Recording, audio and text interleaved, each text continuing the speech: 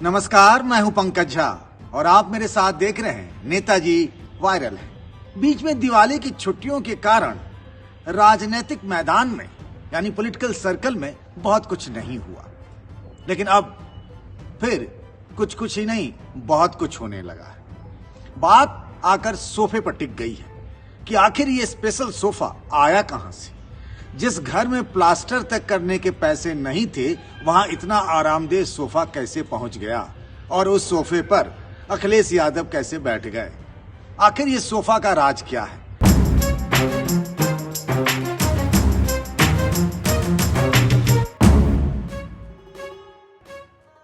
राजनीति में तो कुर्सी का खेल आपने बहुत देखा सुना होगा।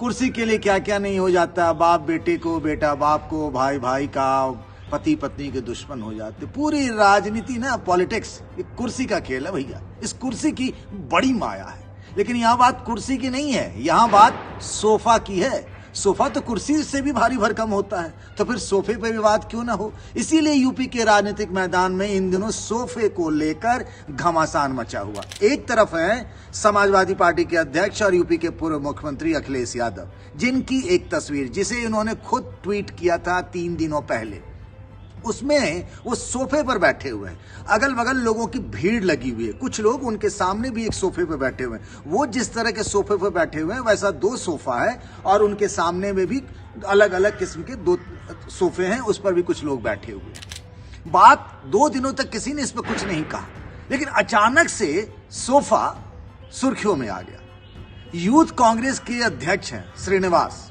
आपने उनको कोरोना की दूसरी लहर और पहली लहर में लोगों तक सामान यानी राहत का सामान, जरूरी सामान, ऑक्सीजन के गैस सिलेंडर से लेकर के रेमडेसिविर इंजेक्शन से लेकर के अस्पताल पहुंचाने के मामले में देखा होगा, राहुल गांधी के बड़े करीबी माने जाते हैं। श्रीनिवास ने लिखा है, वो कांग्रेस के यूथ कांग्रेस के अध्यक्ष हैं। उनका अखिलेश यादव पर टिप्पणी करना बता रहा है कि यूपी में इस बार कांग्रेस और समाजवादी पार्टी में बड़ा घमासान मचने वाला है। वही कांग्रेस और समाजवादी पार्टी जो 5 साल पहले दोनों साथ साथ चुनाव लड़ रहे थे। ये भी तो कुर्सी की माया ही है ना। कल जो साथ थे, आज आमने सामने। श्रीनिवास ने भी ट्वीट करके लिखा है कि भाई ये जो है, जहां प्लास्टर करने के पैसे नहीं थे, वहां पर इतना महंगा सोफा, इतना आरामदेह सोफा कहां से मिल गया। यानी उनका ये कहना है कि जिस घर में गए थे अखिलेश यादव, उस घर के लोग गरीब थे, उनके पास इतने पैसे नहीं थे, क्योंकि दीवार दिख रही है उस तस्वीर में, उस दीवार पर प्लास्टर नहीं किया हुआ है, और वहां सोफा पर अखिलेश यादव कैसे बैठ गए। उनका ये आरोप है कि सोफा जो है बाहर से अखिलेश यादव के लिए, उनके लिए स्पेशल वीवीआईपी ट्रीटमेंट, उनका मतलब क्या कहते हैं, उनका स्वागत सत्कार करने के लिए उस तरीके से सोफा लगा दिया गया था। कहानी कहां से शुरू हुई, पहले वो जान लेते हैं, फिर हम आपको ये भी बताएंगे कि यूथ कांग्रेस के अध्यक्ष के बाद यूपी बीजेपी के अध्यक्ष ने भी उसी सोफे पर निशाना साध लिया। सबकी नजर अखिलेश यादव के सोफे पर है, कुर्सी पर नहीं। पहले जान लेते हैं कि पूरा मामला कहां से शुरू हुआ। दिवाली में कई लोग घर जाते हैं, अपने अपने गांव घर जाते हैं। आप में से भी कई लोग गए होंगे जहां पर आपके माता पिता, दादा दादी जी गांव घर गए होंगे। कुछ लोग दिवाली के बाद छठ की छुट्टियों तक भी वहीं रह जाते हैं, छठ भी वहीं मनाते हैं। तो वैसे ही अखिलेश यादव अपने पूरे परिवार के साथ उन्होंने छुट्टियां जो है, दिवाली जो मनाई, वो सैफई उनका पैतृक गांव है जो इटावा में पड़ता है। जब वो वहां पहुंचे तो अखिलेश यादव भी थे, उनके चाचा राम गोपाल यादव भी, शिवपाल यादव भी, उनके भाई धर्मेंद्र यादव, तेज प्रताप यादव, पूरा यादव परिवार जो है कुनबा वहां पहुंचा हुआ था दिवाली मनाने के लिए। 2-3 दिनों तक वहीं पर लोग रहे, पूरा परिवार साथ साथ रहता है। उसी दौरान इटावा में वो एक ऐसे घर में गए, एक ऐसे परिवार में गए जहां एक व्यक्ति की मौत डेंगू से हो गई थी। इन दिनों ना डेंगू का बड़ा कहर है भाई। अभी देखिए ना, बीजेपी के सांसद हैं सुब्रत पाठक, कन्नौज से, उसी कन्नौज से जहां से डिंपल यादव सांसद रही और अखिलेश यादव भी सांसद रहे, उसी कन्नौज से सुब्रत पाठक के बड़े भाई की मौत हो गई डेंगू से। वो मेदांता अस्पताल लखनऊ में भर्ती थी। मतलब डेंगू का कहर इतना है कि बीजेपी के सांसद भी अपने भाई को नहीं बचा पाए। नोएडा से लेकर दिल्ली और यूपी, पश्चिमी यूपी के कई शहरों में हालात दिन ब दिन खराब हो रहे हैं। तो अखिलेश यादव ने उसी बात को रेखांकित करने के लिए कहा कि जब मुख्यमंत्री योगी आदित्यनाथ कोरोना की दूसरी लहर में आए थे। इटावा में तो इंतजाम का बड़ा उन्होंने ढिढोरा पीटा था और यहाँ तो डेंगू से ये हाल है कि लोगों की जान जा रही है। मतलब स्वास्थ्य सेवाओं की बदहाली की तरफ, और जिस तरीके से डेंगू का कहर यूपी के कई जिलों में है, डेंगू के चपेट में कई लोग, उसको रेखांकित किया था और उस परिवार से मिलने गए तो फोटो ट्वीट कर दी। अब यूपी बीजेपी के अध्यक्ष स्वतंत्र देव सिंह कहते हैं, उन्होंने भी ट्वीट करके निशाना साधा और वो कहते हैं कि ये जो समाजवाद के शहजादे हैं, ये सोफा कहां से लाते हैं। यानी सबकी नजर जो है, स्वतंत्र देव सिंह कह रहे हैं कि भाई आप जहां गए थे, ये देखिए इतना बड़ा सोफा कहां से आ गया, समाजवाद में ये सोफा आता है।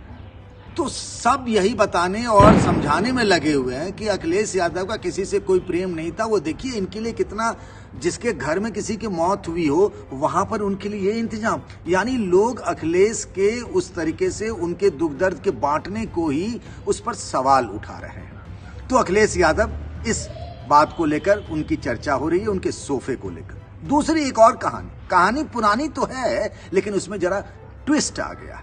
कहानी वो जिन्ना वाली है। जब अखिलेश यादव ने हरदोई में एक बार नहीं दो बार जिन्ना का नाम लिया और ये कह दिया कि मोहम्मद अली जिन्ना ने भारत की आजादी में उनका भी उतना योगदान है जितना महात्मा गांधी का, पंडित जवाहरलाल नेहरू का या फिर सरदार वल्लभ भाई पटेल का। इस बात पर तो विवाद खड़ा हो गया भाई। पूरी बीजेपी लग गई उनको जिन्नावादी कहने में। अखिलेश अली कहा गया, उनको जिन्ना कहा गया। समाजवादी पार्टी का नाम नमाजवादी पार्टी कह दिया गया। योगी आदित्यनाथ से लेकर के बीजेपी के बड़े बड़े नेताओं ने कहा कि भाई ये तो यही इनका असली रूप है, इनके लिए तो जिन्ना ही है, इनके लिए तो पाकिस्तान ही सब कुछ है। अब जब अखिलेश यादव ने आज लखनऊ में एक प्रेस कॉन्फ्रेंस की, वो प्रेस कॉन्फ्रेंस क्यों हुई थी पता है आपको? मैं बताता हूं। अखिलेश यादव का 3 पार्टियों के साथ गठबंधन हो गया है। अगर आपको नहीं याद है मैं बताता हूं। एक ओम प्रकाश राजभर की पार्टी के साथ, एक संजय चौहान की राष्ट्रीय जनवादी पार्टी के साथ और एक केशव देव मौर्य की पार्टी महान दल के। तो जनवादी पार्टी वालों ने लखनऊ में एक दफ्तर खोला और अखिलेश यादव को चीफ गेस्ट बुलाया। वहीं अखिलेश यादव ने प्रेस कॉन्फ्रेंस की। उसी में जब उनसे जिन्ना को लेकर सवाल पूछा गया तो उन्होंने कहा कि इतिहास पढ़िए। यानी ये जो कहा जा रहा था कि कहीं अखिलेश यादव के मुंह से गलती तो नहीं होगी, गलती से निकल तो नहीं गया जिन्ना, ना ना ना ना ना ना, इस भूल में मत रहिएगा। अखिलेश यादव ने सोच समझ के जिन्ना कहा था, क्योंकि आज भी वो अपने बयान पर डटे हुए। उन्होंने कहा इतिहास को पढ़िए। यानी उनके मुंह से जिन्ना निकला तो कोई भूलवश नहीं निकला, बल्कि जान समझकर उन्होंने कहा कि आजादी की लड़ाई में जितना कंट्रीब्यूशन गांधी, नेहरू, पटेल का है वैसा ही जिन्ना का भी है। उनके कहने का मतलब ये। और जैसे ही जिन्ना वाली बात आई, और बीजेपी को सूट करता है, जिन्ना को जिसने भी छुआ राजनीतिक तौर पर भस्म हो गया। वो लालकृष्ण आडवाणी जैसे नेता रहे हो या फिर जसवंत सिंह जैसे नेता रहे हो, जिन्ना का नाम जिसने भी लिया राजनीतिक तौर पर उसको नुकसान होगा। यहाँ ये थ्योरी दी जा रही है कि अखिलेश यादव को लग रहा था कि एक मुसलमानों के एक सेक्शन को हम अपनी तरफ मोड़ें, अपनी तरफ खुश करें, उसकी वजह से ये जिन्ना वाली बात कही गई। और आज उन्होंने कहा कि इतिहास पढ़िए।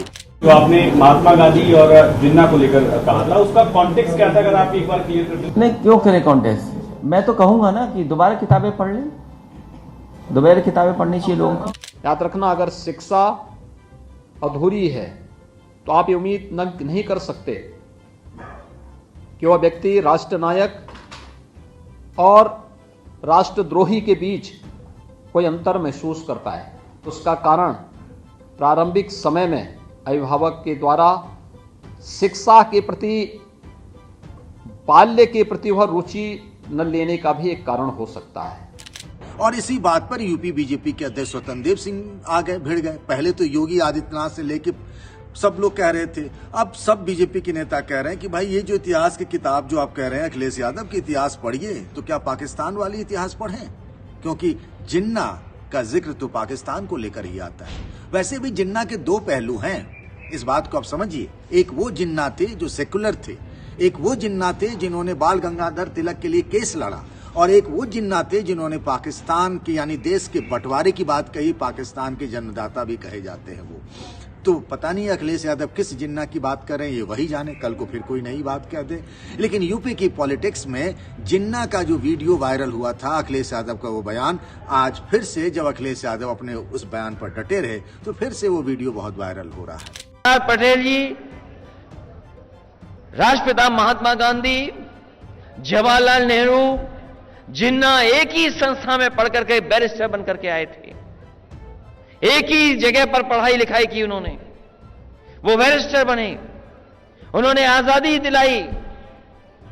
उन्हें किसी भी तरीके से अगर किसी का भी संघर्ष करना पड़ा होगा तो वो पीछे नहीं हटे।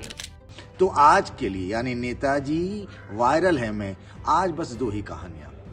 मुझे कई लोगों ने कहा कि आप ढेर सारी कहानियां ले लेते हैं तो बहुत लंबा हो जाता है वो वीडियो। तो मैं कोशिश ये कर रहा हूं कि छोटी छोटी कहानियों को समेटूं और उसको 10 से 11 मिनट तक ही रखूं। ये हमारा प्रयास रहेगा। आपको हमारा ये वीडियो कैसा लगा, आप अपनी राय हमसे जरूर साझा करिएगा। अपना ख्याल जरूर रखिएगा। तब तक के लिए नमस्कार।